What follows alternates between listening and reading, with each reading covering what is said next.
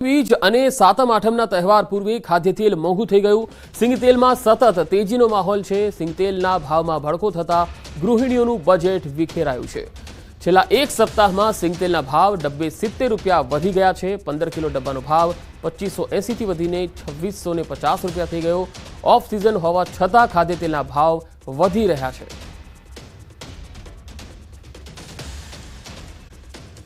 Breaking news मળી રહ્યા છે। TRP game zone मामले मोटा समाचार। पीआई वीएस वडजारा અને ધોળા સસ્પેન્ડ થયા છે। ડીજીપીના આદેશ બાદ કાર્યવાહી કરાઈ છે।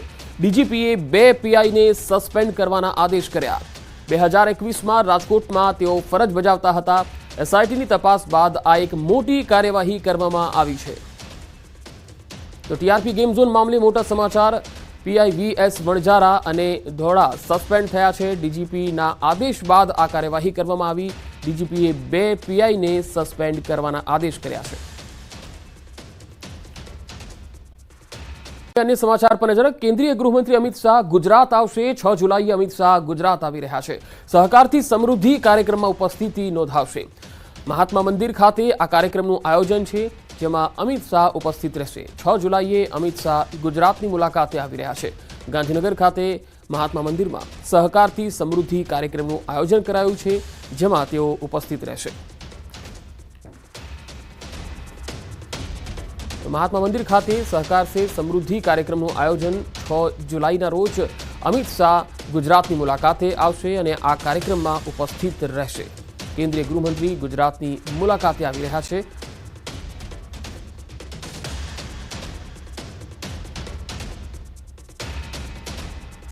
શહેરમાં ધોધમાર વરસાદ। અનેક વિસ્તારોમાં પાણી ભરાઈ ગયા। કારેલીબાગ, ગોરવા, સુભાનપરા વિસ્તારમાં પાણી ભરાઈ ગયા। માત્ર 15 મિનિટના વરસાદમાં જ શહેર પાણી થઈ ગયેલું જોઈ શકાય છે। વાહન ચાલકોને પણ અહીંયાથી અવરજવરમાં મુશ્કેલીનો સામનો કરવો પડ્યો હતો, કારણ કે પાણીનો નિકાલ ન થયો। તો 15 જ મિનિટમાં શહેરમાં ઠેર ઠેર પાણી ભરાઈ ગયા। વડોદરામાં થોડા જ વરસાદમાં આ પ્રકારની સ્થિતિ હવે સામાન્ય બનતી જઈ રહી છે। 15 જ મિનિટમાં શહેર જાણે પાણીમાં ફેરવાઈ ગયું હોય, ભેટમાં ફેરવાઈ ગયું હોય એવા દ્રશ્યો અને રસ્તાઓ જળમગ્ન બન્યા। શહેરના મુખ્ય માર્ગો પર પાણી ભરાઈ ગયા હતા। સુરત જિલ્લામાં એક દિવસના વિરામ બાદ ફરીથી વરસાદી માહોલ જામ્યો છે।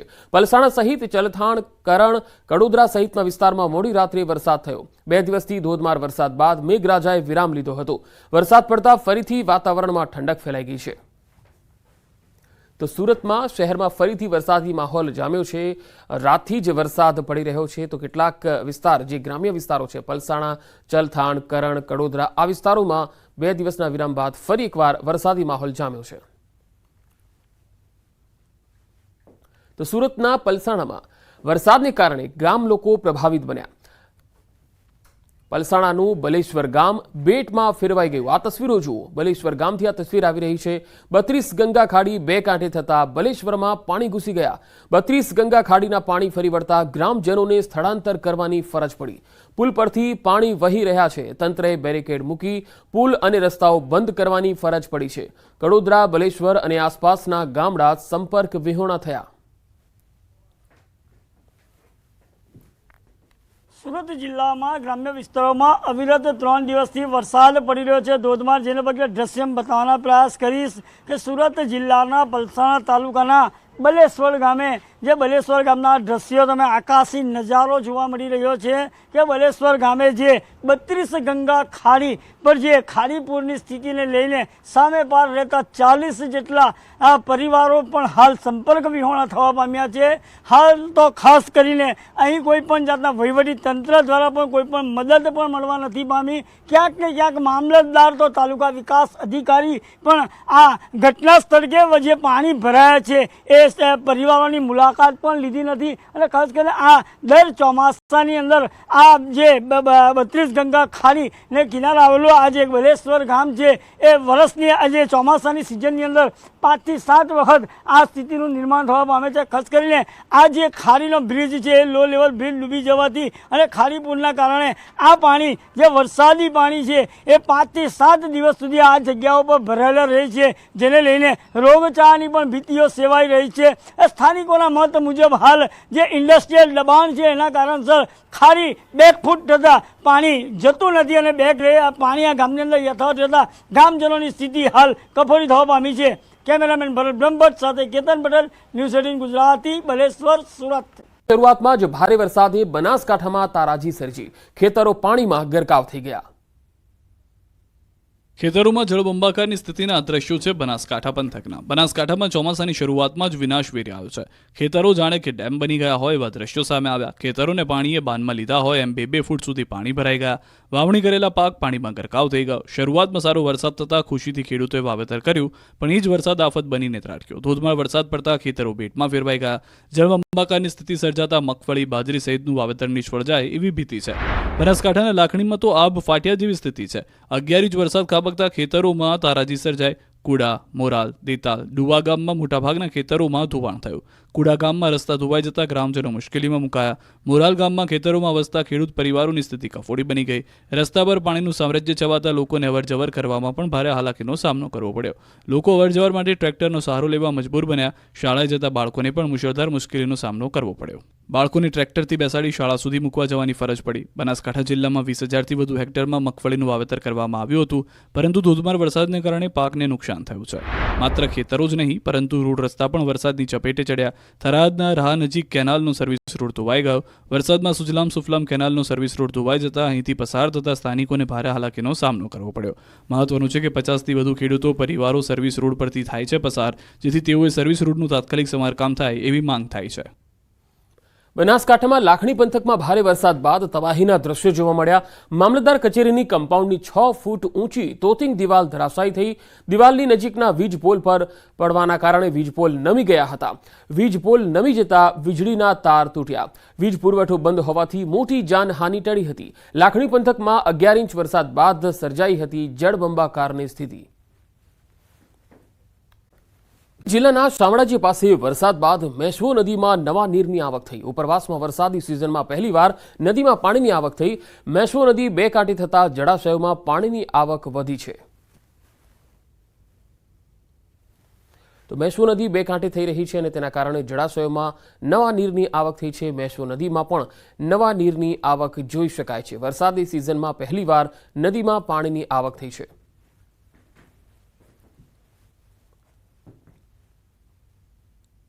તો અરવલ્લી જિલ્લાના ભિલોડામાં મધરાત્રે ધોધમાર વરસાદ વરસ્યો. રાત્રિ દરમિયાન 1.5 ઇંચ વરસાદ ખાબક્યો હતો. વરસાદ વરસતા રસ્તાઓ પર પાણી ભરાઈ ગયા. લીલછા, ખલવાડ, માકરોડા સહિતના ગામોમાં મેઘરાજા મહેરબાન થયા. મેઘમહેર થતાં કપાસ, મગફળી, સોયાબીન સહિતના પાકોને ફાયદો થયો છે. વરસાદ વરસતા વાતાવરણમાં પણ ઠંડક ફેલાઈ ગઈ છે. ઘેડ પંથકમાં હજુ પણ પાણીના ઘેરાવામાં છે અને કેટલાય સ્થળો હજુ પણ બેટમાં ફેરવાયેલા છે. પોરબંદર જિલ્લાના ઘેડ પંથકના ગામોમાં ખાબકેલા ધોધમાર વરસાદ બાદ ચોતરફ જળબંબાકારની સ્થિતિ છે.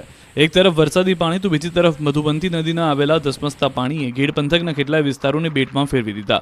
માધવપુર સહિત આસપાસના ગામોમાં જળબંબાકારની સ્થિતિ ઊભી થઈ. ઘેડ પંથકના પાતા ગામેથી ધસમસતું મધુબંતી નદીનું પાણી દરિયામાં વહી જતું જોઈ શકાય છે.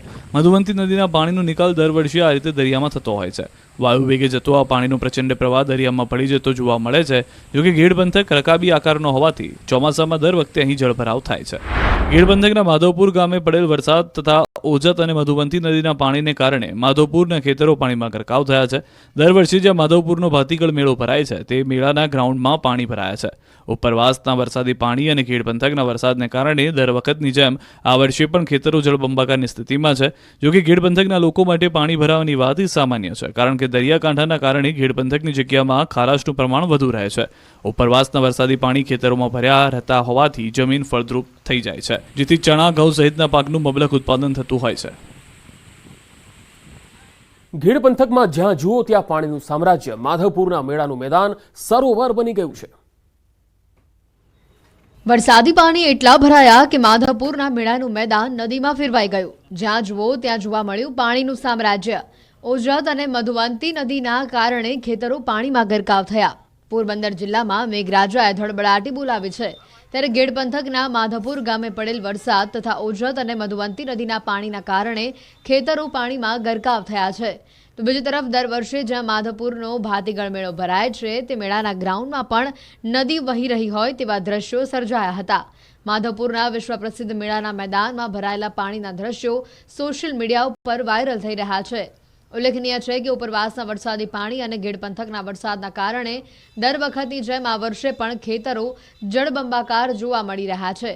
જો કે ગેડ પંથકના લોકો માટે પાણી ભરાવાની વાત એ સામાન્ય છે, કારણ કે દરિયાકાંઠાના કારણે ગેડ પંથકની જગ્યામાં ખારાશનું પ્રમાણ વધુ રહે છે. ત્યારે આ રીતે ઉપરવાસના વરસાદી પાણી ખેતરોમાં ભર્યા રહેતા હોવાથી જમીન ફળદ્રુપ થઈ જતી હોવાથી તેઓને ચણા અને ઘઉં સહિતના પાકનું મબલક ઉત્પાદન થતું હોય છે. હવામાન નિષ્ણાત અંબાલાલ પટેલે વરસાદની આગાહી કરી. અંબાલાલે કહ્યું, હજુ પણ ભારેથી અતિ ભારે વરસાદ થવાની શક્યતા છે. આજે મધ્ય ગુજરાતમાં ભારે વરસાદની સંભાવના છે. અમદાવાદ, પંચમહાલ, ગાંધીનગરમાં ભારે વરસાદની આગાહી છે, તો બનાસકાંઠા, દક્ષિણ ગુજરાતમાં પણ ભારે વરસાદની સંભાવના છે. બંગાળ ઉપસાગરમાં વધુ એક સિસ્ટમ સક્રિય થશે. અરબી સમુદ્રમાં પણ એક સિસ્ટમ સક્રિય થશે. રથયાત્રાના દિવસે અમી છાંટણા થઈ શકે.